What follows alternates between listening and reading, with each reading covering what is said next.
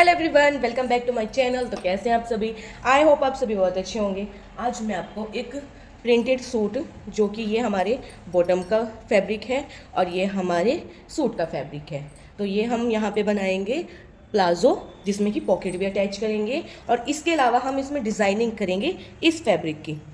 तो इस फैब्रिक की हम इसमें क्या डिज़ाइनिंग करेंगे, ये मेरे पास एक सूट था जिसमें से कि ये पैच वाले, ये फूल वाले पैच टाइप में कपड़ा मेरे पास बच गया था। तो यहाँ पे मेरे पास में ये 3 पैच है, तो मैं इनसे इसमें डिज़ाइनिंग करूँगी।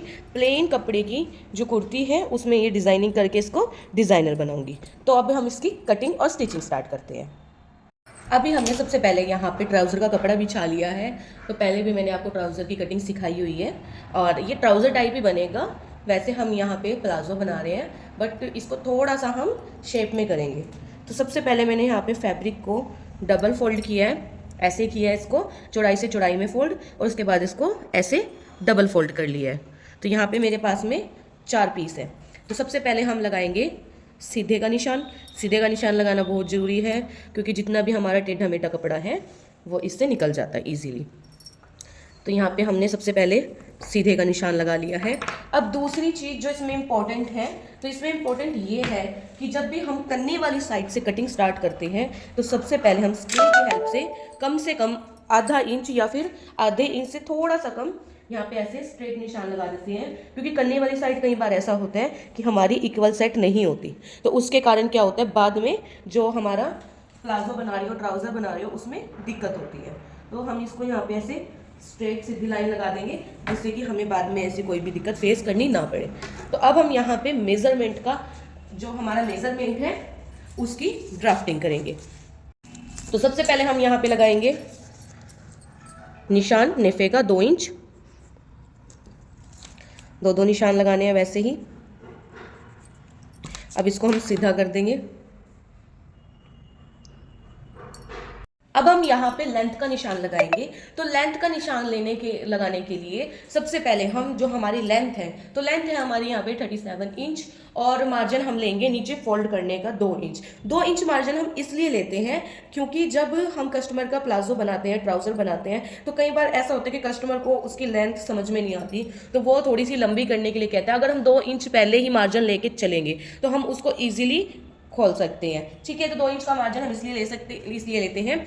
आप 2 से 2.5 इंच का भी मार्जिन ले सकते हो नीचे फोल्ड करने के लिए। तो ये आपकी आज की टिप थी कि ट्राउज़र में जब हम नीचे से खोलने और मार्जिन लेने की। ठीक है, तो अभी हमारा यहाँ पे ये लेंथ मैंने 2-3 बार बना ली है, तो ये परफेक्ट लेंथ है, मुझे इसका पता है। तो अभी हम यहाँ पे, जो हमारे यहाँ पे ये पैच है, उसके हिसाब से लेंथ का निशान लगाएंगे। तो यहाँ पे ये पैच है, इसमें आधा इंच की सिलाई आ जाएगी यहाँ पे भी और यहाँ पे भी। जब हम इसमें इसको अटैच करेंगे तो इसकी लेंथ जो है रेडी मेरे को यहाँ पे मिल जाएगी 8.5 इंच के करीब। ठीक है, यहाँ से भी ये सिलाई हो जाएगी और यहाँ से भी हो जाएगी। तो अभी हम इसकी लेंथ का निशान कैसे लगाएंगे, यहाँ पे मेरे पास है 37 इंच। 1 इंच मैं मार्जिन ले रही हूँ क्योंकि ये ऊपर से भी अटैच होगा, आधा इंच उसमें जाएगा, और लास्ट में इसकी फिनिशिंग के लिए हम नीचे पट्टी लगाएंगे तो आधा इंच उसमें जाएगा। उसको फोल्ड करने के लिए जो पट्टी लगाएंगे तो आधा इंच उसमें जाएगा। तो हमारा टोटल यहाँ पे 1 इंच हमने मार्जिन लिया है। 37 प्लस 1 इंच 38 इंच यहाँ पे हो चुका है लेंथ का निशान। तो अभी हम यहाँ पे, जैसे कि हमारा वो जो हमारा पैच है, तो उसके हम लेंथ को माइनस कर देंगे। तो यहाँ पे 8.5 इंच हम इसमें से माइनस कर देते हैं 38 में से। तो 38 में से अगर हम 8.5 इंच माइनस करते हैं तो हमारे आते हैं 29.5 इंच। 29.5 इंच हमारा यहाँ पे आता है, बट हम आधा इंच एक्स्ट्रा जो है वो भी ले लेंगे। तो हम यहाँ पे टोटल 30 इंच की लेंथ का निशान लगाते हैं यहाँ से। तो ये हम फ्रंट वाले पार्ट की मार्किंग कर रहे हैं। ये आपने ध्यान से समझना है और ध्यान से सुनना है कि मैंने किस पार्ट की कितनी लेंथ का निशान लगाया है और किसका कितना लगाया है। ठीक है, तो सबसे पहले फर्स्ट वाले पार्ट का हमने 30 इंच का मार्किंग कर ली है, 30 इंच का निशान लगाना है। अब हमने यहाँ पे 30 इंच का निशान लगा लिया है। इसके बाद अभी हम आगे की ड्राफ्टिंग करते हैं, और जो हमारा बैक वाला पार्ट है उसकी ड्राफ्टिंग के बारे में मैं बाद में बताती हूँ। पहले यहाँ की फर्स्ट जो आगे वाला है वहाँ की मार्किंग कंप्लीट करके। तो हमारी जो हिप है, हिप का साइज है 48 इंच। 48 का हम हाफ करेंगे, आता है हमारा 24 इंच, और 24 का हाफ करेंगे तो आएगा हमारा 12 इंच। तो अभी हम यहाँ पे निशान लगाएंगे 12 इंच प्लस हम 2 इंच मार्जिन का लेंगे, जो कि हमारी सिलाई में चला जाएगा 14 इंच। तो यहाँ पे हमने 14 इंच का निशान लगाया है। थोड़ा सा नीचे की साइड चलेंगे और वहाँ पे भी 14 इंच का निशान लगा देंगे, ताकि हमारे दोनों निशान बिल्कुल सीधे आए। इसके बाद अब हम आसन का निशान लगाएंगे। तो आसन हमारा 15 इंच रेडी है। तो यहाँ पे हम लगाएंगे 12.5 इंच का निशान और 2.5 इंच हम आगे की साइड लगाएंगे। 14.5 15 के बीच में रेडी है, ठीक है। तो हम यहाँ पे 12.5 इंच का निशान लगा रहे हैं। एक 12.5 इंच का निशान हम इधर भी लगा रहे हैं। इसके बाद अब हम इन लाइन को स्ट्रेट कर देंगे, यानी कि सीधा। इन लाइन को सीधा करने के बाद में ये मेरा जो प्लाजो है ये बड़े साइज का है। मैंने आपको हिप साइज बता दिया है, तो इसको कोई भी साइज हो उसी साइज के अकॉर्डिंग आप कट कर सकते हो। अब हम यहाँ पे निशान लगाएंगे 3 इंच का। अगर हम यहाँ पे 3 इंच का निशान लगा रहे हैं, क्योंकि ये बड़ा साइज है। छोटा साइज हो तो आप 2 इंच का भी लगा सकते हो, 2.5 का भी लगा सकते हो, बट जब बड़े पे बात चली जाती है तो 3 इंच का निशान लगाओगे तो परफेक्ट फिटिंग आएगी, ठीक है। तो अभी हमने यहाँ पे निशान लगा दिया है। अब हम नीचे की साइड निशान लगाएंगे। तो यहाँ से आप देख सकते हो मैंने यहाँ पे एक बार फिर से इसको मेजर किया है। 8.5 इंच में यहाँ पे निशान लगाया है। तो यहाँ पे मैंने निशान लगा दिया है 8.5 इंच का। अब मैं इस निशान को ऐसे एक बार सीधा कर दूंगी।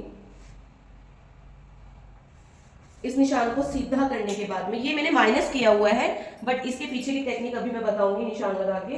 तो यहाँ पे ये वाला निशान है। तो यहाँ पे हम मोहरी की जो चौड़ाई है उसका निशान लगाएंगे। मोहरी की चौड़ाई हम रखेंगे 10 इंच रेडी, 9 इंच रेडी रखेंगे। यहाँ पे 10 इंच का निशान लगाएंगे, ठीक है। तो 10 इंच का निशान हमारा यहाँ पे लग चुका है। एक निशान हमारा यहाँ पे है। अब हम इसको शेपर से मैच करेंगे। इसको आप सीधे वाले स्केल से भी मैच कर सकते हो और शेपर से भी कर सकते हो। तो मैं इसको यहाँ पे शेपर से मैच करूँगी। तो अभी हम इसको यहाँ पे ऐसे शेपर को रखेंगे और इसको यहाँ पे और इस वाले पार्ट को यहाँ पे ऐसे रख के और इसको ऐसे हम सीधा निशान लगा देंगे, ठीक है। तो ये हमारी जो ड्राफ्टिंग थी यहाँ तक कंप्लीट है। और अभी हम इसको ऐसे यहाँ पे इसकी गोलाई कर देंगे। तो इसमें ज़्यादा गहराई नहीं होती, इस बात का ध्यान रखना है आपने, कम ही गहराई होती है। तो यहाँ पे परफेक्ट हमारी जो ड्राफ्टिंग है वो हो चुकी है। ये हमने यहाँ पे गोलाई करी है। अब मैं आपको बताती हूँ, मैंने 8.5 इंच कम किए थे, बट फिर भी मैंने यहाँ पे निशान लगाया है। तो ये निशान लगाने का कारण क्या है?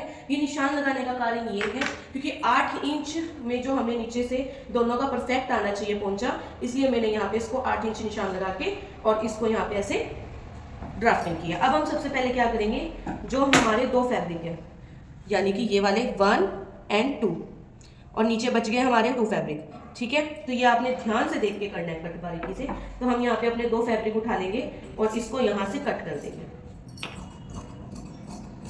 तो इसको हम यहाँ से एंड तक कट करेंगे।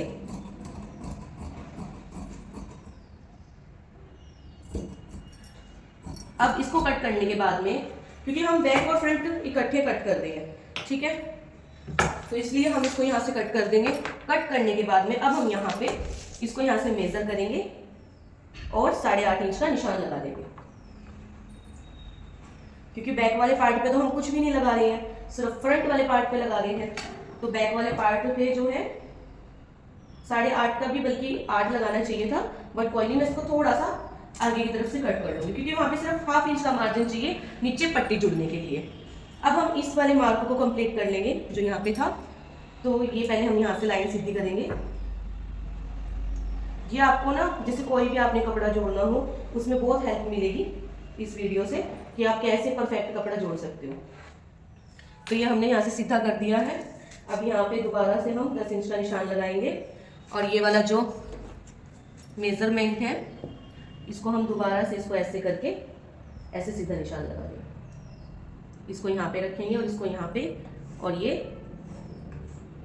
हो, ठीक है। तो हमारी दोनों पार्ट की ड्राफ्टिंग एक तो एक साथ इकट्ठे हो जाएगी और ऊपर से कटिंग भी एक साथ इकट्ठी होगी, जिससे कि ये बिल्कुल इक्वल रहेगा। तो अभी हम इसकी यहाँ से कटिंग करके यहाँ से और इसकी कटिंग प्रॉपर कर लेंगे यहाँ तक। तो आपको अगर कुछ समझ में नहीं आया इसमें तो आप मेरे को कमेंट करके पूछ सकते हो। तो यहाँ पे हमारी जो कटिंग है वो कंप्लीट हो चुकी है। हमने ये ड्राफ्टिंग वाली भी कट कर ली है और इस साइड से ये वाली भी कट कर ली है। ठीक है, तो बहुत ईजी है, सिर्फ थोड़ा सा माइंड लगाना पड़ता है। अब हम इसको स्टिच करेंगे। सबसे पहले हम यहाँ पे दोनों आसन जोड़ लेंगे। दोनों आसन जोड़ने के बाद में हम फ्रंट वाला पार्ट लेंगे। दोनों के जोड़ने हैं, अपने बैक का भी और फ्रंट का भी पहले आसन जोड़ना है। उसके बाद हम फ्रंट वाला पार्ट लेंगे। फ्रंट वाला पार्ट लेने के बाद में जो यहाँ पे नीचे है, इसमें हम जो हमारे पैच थे वो अटैच करेंगे। तो यहाँ पे हम सबसे पहले अपना ये जो पैच है, इस पैच को यहाँ पे रखेंगे और यहाँ पे सीधी सीधी एक सिलाई लगा लेंगे और इस पैच को अटैच कर देंगे।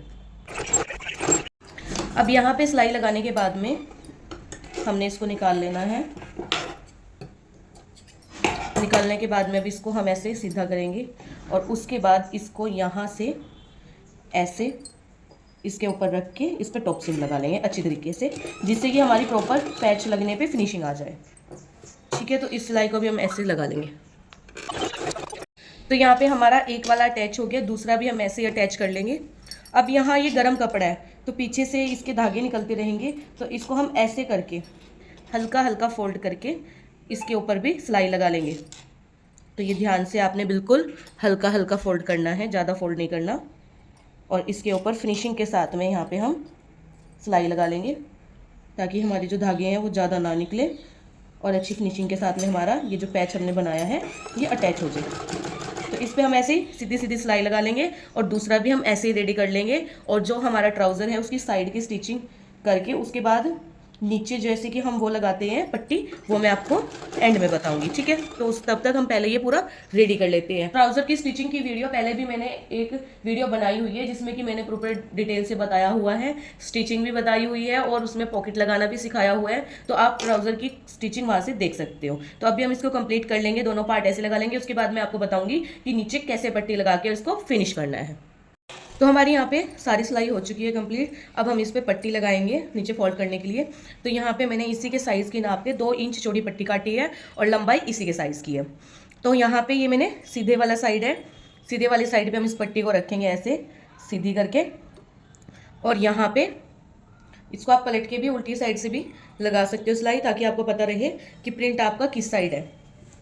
तो यहाँ पर हम इसको ऐसे सीधी साइड पट्टी रखेंगे और यहाँ से ऐसे इसमें अटैच करके और यहाँ पे सिलाई लगाना स्टार्ट करेंगे। इसको यहाँ पे रख के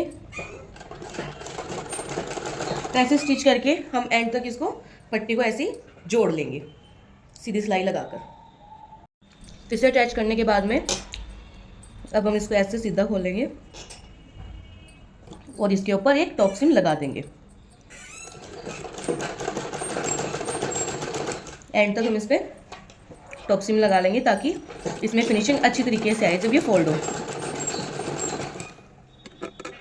टॉप सीम लगाने के बाद में अब हम इसको उल्टी साइड करेंगे और यहाँ से ऐसे इतना रख के इसको ऐसे हम यहाँ से फिनिशिंग के साथ में इसको जोड़ लेंगे।